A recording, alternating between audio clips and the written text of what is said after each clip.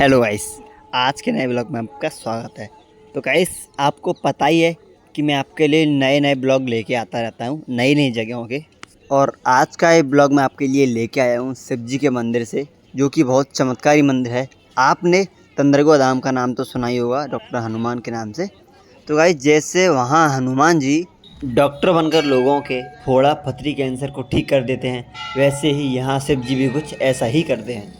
तो चलिए अब मैं आपको शिव जी के बारे में बताता हूँ। आपने मसे तो देखे ही होंगे जो अक्सर लोगों के हो जाते हैं, और फिर हम उनकी दवाई लेने के लिए डॉक्टर के पास जाते हैं, और कभी कभी डॉक्टर की दवाई से वो ठीक हो जाते हैं और कभी कभी नहीं होते। सो गाइस, इस मंदिर की मान्यता है कि जिस किसी के भी मस्से हैं वो अपने घर के पास वाले शिव जी के मंदिर में जाए, वहाँ शिव जी से बोले प्रभु मेरे मस्से ठीक हो जाएं, मैं आप पर गुरनादिया चढ़ा दूँगा। और फिर गाइस, सावन के बाद भादों में जो चौदस आती है, उस चौदस को गाइस वहाँ पर मेला भरता है।